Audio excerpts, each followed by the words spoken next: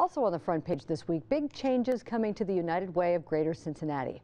Rob Reifsnyder, who has served as CEO the past 17 years, plans to retire May 31st. A national search to find a replacement will be launched soon. Board Chairwoman Julia Poston, who is also managing partner of the Cincinnati office of the EY business and management consulting firm, will lead the search for Reifsnyder's replacement. We are pleased to have Rob Reifsnyder in the studio this morning. He is with Business Courier editor Rob Dahmeyer to talk about his decision and what is next. Rob and Rob. Okay, thank you, Rob. Thanks for being here. Nice to be here, Rob. I was the editor when you got here 17 years ago. Yes.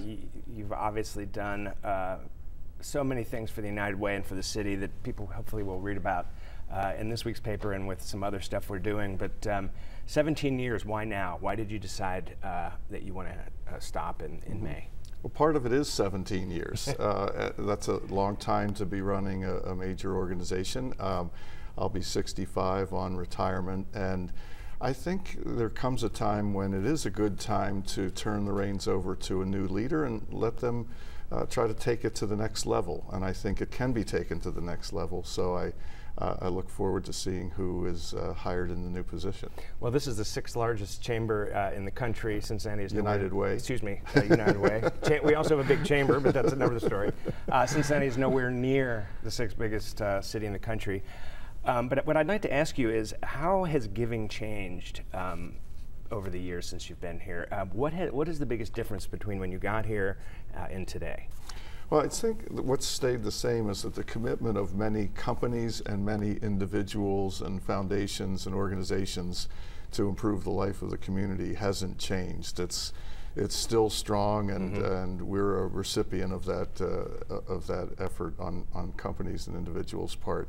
I think one of the things that's changed, of course, is that technology has changed giving, and even in United Way, for example, paper pledge cards are almost a thing of the past, not quite, but almost, and e-pledging is easy to do, and even outside the United Way, people can give on their cell phones now.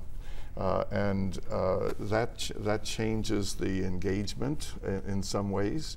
And we know that United Way has to do even more work to make sure that we're reaching younger professionals and individuals who have lots of choices, and they can give to 15 organizations in 15 minutes. So one campaign for all, the idea of coming together and making one gift, and it helps 140 organizations. It's still important, but it's maybe not as important as the concept of bringing the community together around community solutions, and we're focused on that. So let's talk about the community for a second. This is your second stint in Cincinnati. What is it about this place that makes it one of the biggest United Way chapters in the country? What is it about this place that makes it special, in your opinion? Well, I think for one thing, and when I was interviewed for the possibility of coming back after I had been in Cincinnati on the United Way team in the 1980s, I was asked, why do you want to come back here? And what I said was true then, and I think it's still true. Many communities kind of own their civic institutions, but the degree to which our community owns its civic institutions is really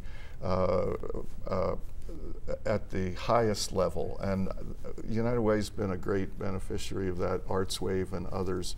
People really care about improving the community here, and that's one of the big reasons I did come back. Well, and you've showed you've cared, you've done a ton for the city. Thank you for your service. I know you've still got about 7 months left, so you're not done yet, but thanks for being here, Rob. Thank you.